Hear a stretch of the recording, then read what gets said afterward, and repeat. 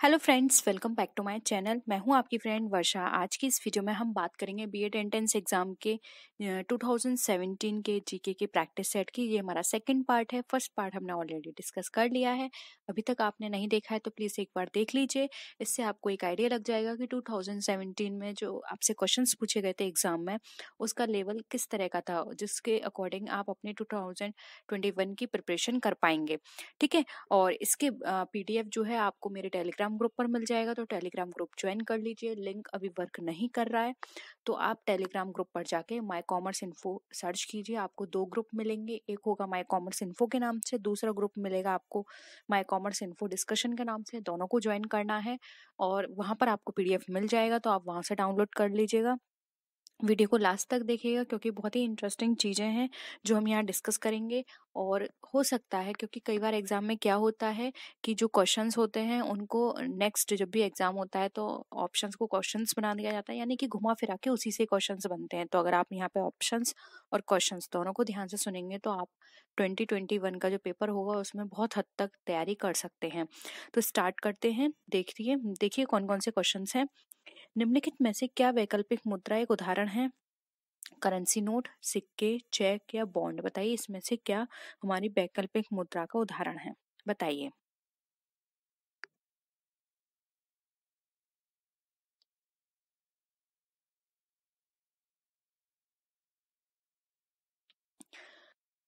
आपको पता होगा वैकल्पिक मुद्रा क्या होती है। देखिए हमारी मुद्रा को दो पार्ट में डिवाइड किया गया है। एक होता है हमारा कानूनी निविदा और दूसरा होता है हमारा वैकल्पिक मुद्रा। कानूनी निविदा वो होता है जो कानून द्वारा स्वीकृत है, यानी कि वो हमें लेने ही है। वैकल्पिक मुद्रा वो होती है जिसके लिए हम लीगली बाउंड नहीं है। अगर हम चाहें तो वो हम उसको स्वीकार करेंगे, यानी एक्सेप्ट करेंगे।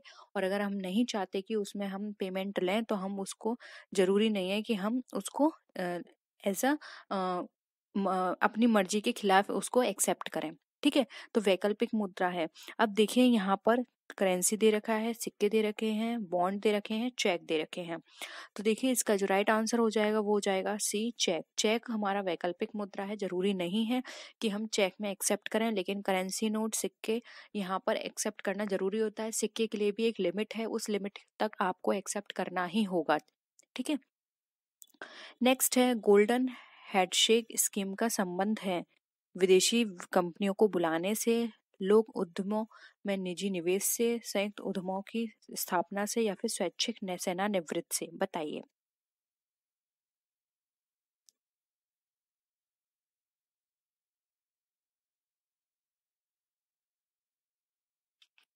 देखिए जो गोल्डन हैंडशेक है, पहले ये जान लीजिए, ये हमारी इसका स्टार्टिंग हुई थी 1960 के टाइम में, ब्रिटेन में हुआ था। इसका एक काम था इस योजना में कि जो भी स्वैच्छिक सेवानिवृत्त हुए हैं उनके विकास से संबंधित था, यानी कि उनके डेवलपमेंट से। तो यहाँ पे ऑप्शन डी, स्वैच्छिक सेवानिवृत्ति से जो भी लोग थे उनको यहाँ पर उनके डेवलपमेंट के लिए बात की गई थी इसके अंदर। तो यहाँ पे ऑप्शन डी राइट है। अब देखिए ये क्वेश्चन कितना अलग है 2017 में जो पूछा गया है। ठीक है। तो कुछ आप थोड़े जो भी आपके जो जनरल अवेयरनेस है उस पर भी ध्यान दीजिए। निम्नलिखित में से किन पंचवर्षीय, अब देखिए पंचवर्षीय योजना पूछा है, पंचवर्षीय योजना जरूर पढ़िएगा। इनका टाइम पीरियड और इनका ऑब्जेक्ट क्या था, कौन सी पंचवर्षीय योजना किस पर फोकस करके बनाई गई थी, ये आपको याद रखना है। ठीक है। पंचवर्षीय योजना में वास्तविक विकास दर लक्षित विकास दर से कम थी, यानी कि हमें इसमें बताना है कि कौन सी पंचवर्षीय योजना थी जिसमें वास्तविक विकास दर उनके लक्ष्य की जो विकास दर उन्होंने, यानी कि जो भी उन्होंने टारगेट रखा था उससे कम थी। आठवीं पंचवर्षीय योजना, चौथी, पांचवी पंचवर्षीय या फिर सातवीं पंचवर्षीय योजना। बताइए।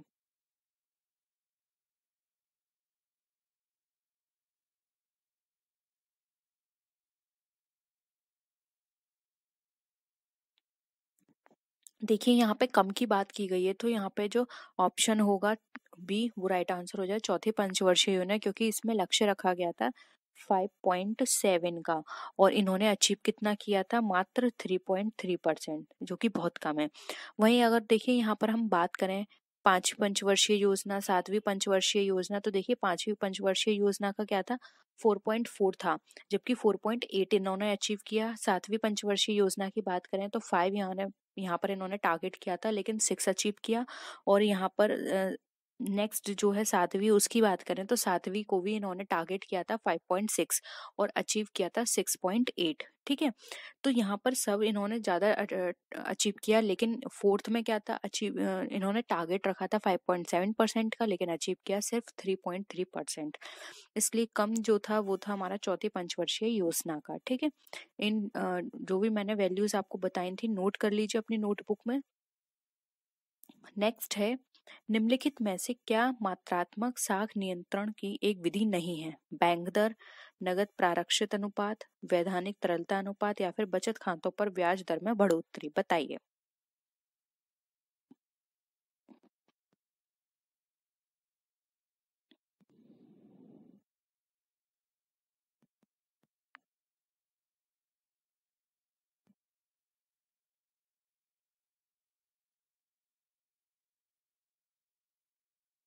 देखिए, यहाँ पे मात्रात्मक साख की एक कौन सी विधि नहीं है, तो वो है यहाँ पर आप खुद बता दीजिए, नहीं तो फिर मैं आपको बताती हूँ। जल्दी आप आंसर करिए। देखिए, यहाँ पर विधि की बात की गई है। जो भी मॉनेटरी हमारी साख होती है उसको नियंत्रण करने की, यानी कि जो मॉनेटरी एस्पेक्ट हैं उनको हम किस तरह से कंट्रोल करें, तो वो बैंक दर से कंट्रोल किया जा सकता है, नगद प्रारक्षित करके, वैधानिक तरलता के साथ। लेकिन बचत पर हम ब्याज दर में बढ़ोतरी करते हैं तो इससे वो कंट्रोल नहीं होगा, इससे क्या होगा बल्कि और बढ़ जाएगा। तो यहाँ पर विधि नहीं है, कौन सी? ऑप्शन डी यहाँ पे राइट आंसर है, बचत खातों पे ब्याज दर में बढ़ोतरी। ठीक है, तो होप यहाँ पे ये भी क्वेश्चन आपको क्लियर हुआ है। नेक्स्ट आते हैं, तरलता अधिमान क्या होता है? ऑप्शंस हैं, परिसंपत्तियों को नकदी में रखने की इच्छा, बंध पत्रों प्रतिभूतियों को रखने की इच्छा, बैंक जमा रखने की इच्छा या फिर संपत्ति रखने की इच्छा। बताइए तरलता अधिमान क्या होता है?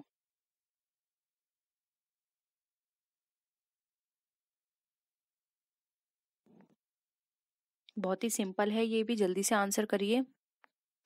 देखिए, तरलता अधिमान का मतलब होता है कि आपने पढ़ा होगा कुछ लिक्विडिटी बैंक के अंदर रखी जाती है, तो वो होता है बैंक जमा रखने की इच्छा, यानी कि बैंक में कुछ जमा करने की इच्छा को हम तरलता अधिमान कहते हैं। तो ऑप्शन सी यहाँ पे हमारा राइट है। नेक्स्ट क्वेश्चन है, प्रति सेकंड 1 खरब गणना करने की क्षमता से युक्त परम 10,000 कंप्यूटर का निर्माण किसने किया था? देखिए, इतना घुमा फिरा के दे दिया, सीधे सीधे ये है कि परम 10,000 किसने बनाया? एसर, आईबीएम, सीडेक या फिर इंटेल। बताइए।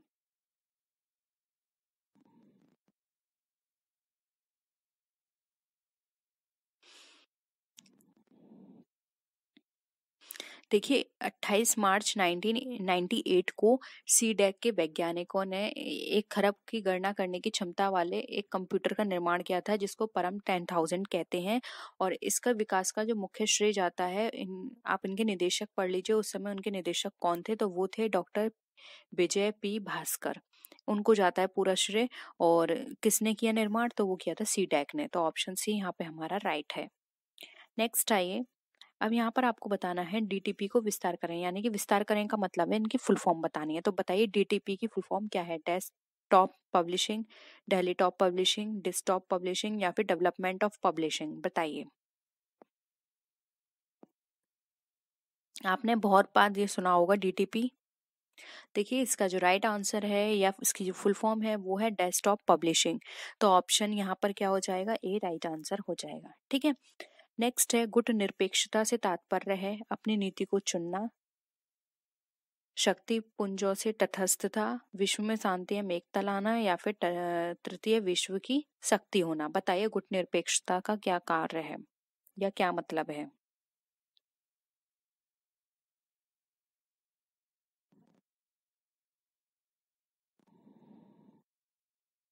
देखिए, गुट निरपेक्षता की बात करें तो इसका तात्पर्य है जो भी शक्ति पुंज हैं उनमें तटस्थ लाना, यानी दो देशों के बीच में जो भी शक्ति पुंज हैं उनमें उन अलग रहने की नीति का एक उदाहरण है गुट निरपेक्ष आंदोलन। और इसके पहले सम्मेलन की बात करें तो इसका जो पहला सम्मेलन हुआ था वो हुआ था हमारा बेलग्रेड में। ठीक है, तो ऑप्शन बी यहाँ पे हमारा राइट है। नेक्स्ट है, और ये बहुत ही इंपॉर्टेंट क्वेश्चन है, ये हर बार पूछा जाता है, भारत राष्ट्र संघ का सदस्य कब बना? 1945, 47, 50 या 54 में? बताइए।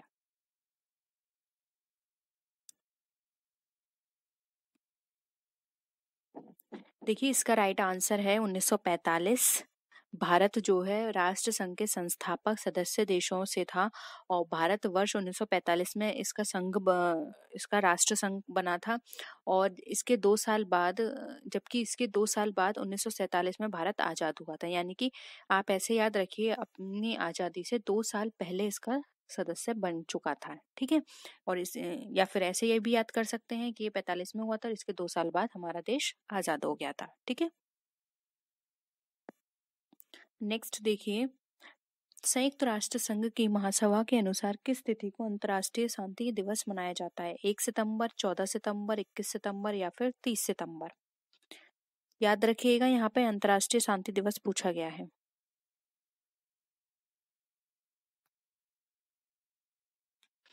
देखिए शांति दिवस का पहले यहाँ पे मीनिंग समझ लीजिए। तो शांति दिवस का मतलब यहाँ पर ये है कि बिना किसी लड़ाई के शांति को बढ़ावा देना। ऐसा नहीं है कि आप शांति चाहते हो लेकिन आप लड़ रहे हो। ठीक है, बिना लड़ाई के शांति को बढ़ाना है यहाँ पर।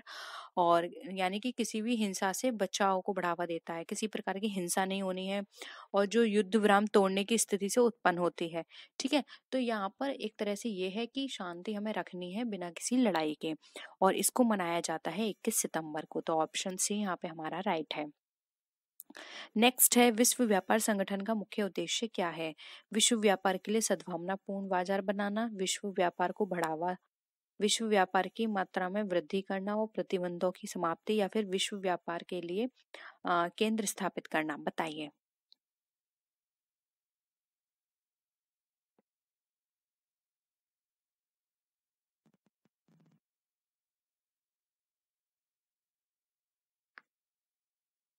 देखिए विश्व व्यापार संगठन का मुख्य उद्देश्य यही है कि जो भी विश्व व्यापार हो रहा है उसको बढ़ावा देना और जो जो भी इनमें रिस्ट्रिक्शंस यानी प्रतिबंध लगे हुए हैं उनको समाप्त करना। यानी कि उनको पूरी तरह से स्वतंत्रता देना कि कोई भी देश किसी भी देश से व्यापार कर सकता है।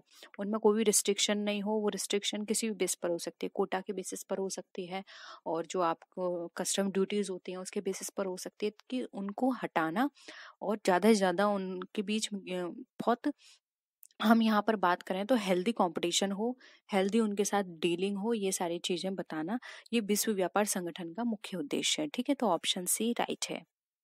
अब नेक्स्ट देखिए, यहाँ पर निम्नलिखित में से कौन सा पुरस्कार खेल क्षेत्र में प्रशिक्षण के लिए दिया जाता है? साहित्य अकादमी पुरस्कार, द्रोणाचार्य पुरस्कार, अर्जुन पुरस्कार और दादा साहब फाल्के पुरस्कार? बताइए, खेल क्षेत्र से संबंधित प्रशिक्षण से संबंधित पुरस्कार किसको दिया जाता है?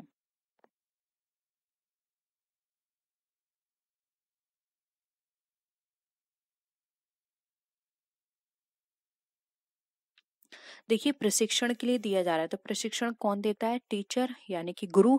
तो ये दिया जाता है द्रोणाचार्य पुरस्कार। और इसके अंदर धनराशि भी है, वो है 3 लाख।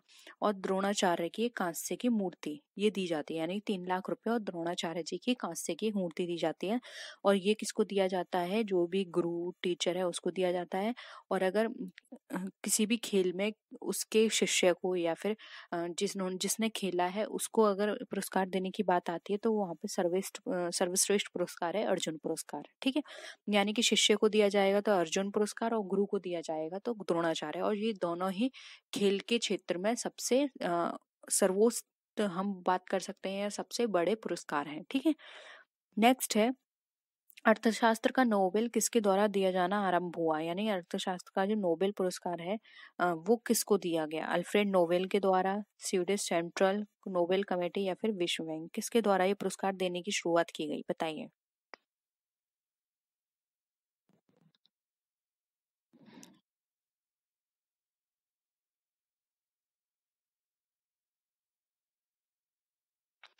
देखिए अगर हम यहाँ पर अर्थशास्त्र के नोबेल पुरस्कार की बात करें तो ये प्रारंभ किया गया था 1930 में। वो सॉरी वो जो हमारा सेंट्रल बैंक था, स्वीडन सेंट्रल बैंक, उसके द्वारा उसकी 300वीं वर्षगांठ मनाई गई थी 1966 में। ठीक है, तब से ये शुरू हुआ था। उसके बाद से ये हर वर्ष नोबेल पुरस्कार अर्थशास्त्र के क्षेत्र में दिया जाता है। तो ये स्टार्ट किया था स्वीडिश सेंट्रल बैंक ने। तो ऑप्शन बी यहाँ पे हमारा राइट है।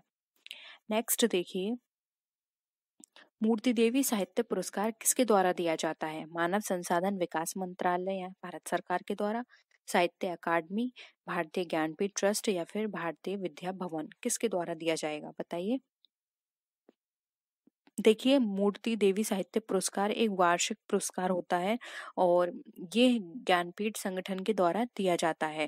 तो यहाँ पे ऑप्शन सी जो है वो हमारा राइट आंसर हो जाएगा। अब ये ज्ञानपीठ के द्वारा किस क्षेत्र में दिया जाता है तो ये भी नोट कर लीजिए, भारतीय दर्शन और संस्कृति में उत्कृष्ट योगदान के लिए दिया जाता है। ठीक है, तो ऑप्शन सी राइट है। नेक्स्ट है, संयुक्ता पाणिग्रही का संबंध किस नृत्य से था? भरतनाट्यम, कथक, मणिपुरी या फिर ओडिसी?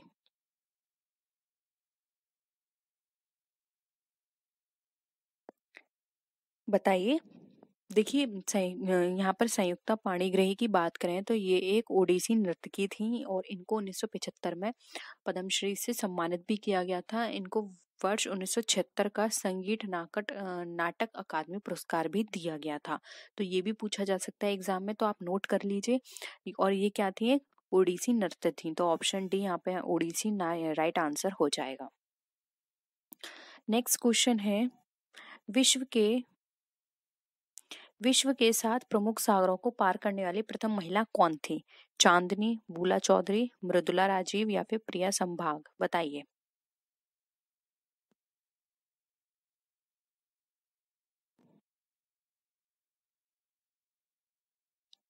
देखिए, जो 7 प्रमुख सागर जो थे उसको पार करने वाली पहली महिला की बात करें तो वो थी यहाँ पे बूला चौधरी। इन्होंने ये पूर्व राष्ट्रीय तैराकी विजेता महिला भी थी। ये पहली ऐसी महिला थी जिन्होंने विश्व के 7 सागर को पार कर किया था। इन्होंने इंग्लिश चैनल 2 बार वर्ष 1989 में और 1999 में पार किया था। ठीक है, इंग्लिश चैनल 2 बार। ठीक है, तो ऑप्शन बी यहाँ पे बूला चौधरी राइट आंसर हो जाएगा। नेक्स्ट है, फ्री थ्रो का संबंध किससे है? वॉलीबॉल, बास्केटबॉल, बैडमिंटन या क्रिकेट? आपने खेला होगा ये गेम फ्री थ्रो, बताइए किससे संबंधित है। देखिए, फ्री थ्रो की बात करें तो ये हमारा बास्केटबॉल से संबंधित होता है।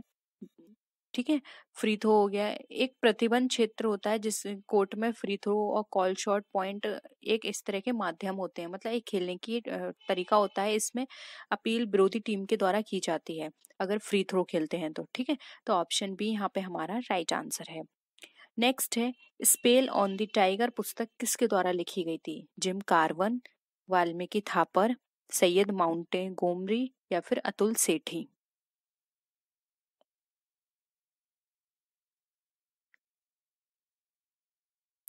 देखिए, स्पेल ऑन द टाइगर की बात करें तो ये पुस्तक लिखी थी सैयद माउंट गोमरी ने। ठीक है, आप हम आपके साथ डिस्कस कर लेंगे कुछ इंपॉर्टेंट बुक्स भी, क्योंकि बुक्स एग्जाम में आपके बहुत पूछी जाती हैं। ठीक है, तो आप मुझे याद दिला दीजिएगा। तो ये थे 43 क्वेश्चंस। होप आपको ये वीडियो पसंद आया होगा।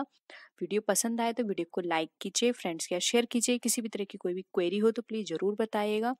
नेक्स्ट वीडियो में फिर मिलते हैं आपसे और भी अच्छी वीडियोस के साथ। तब तक के लिए टेक केयर, बाय बाय।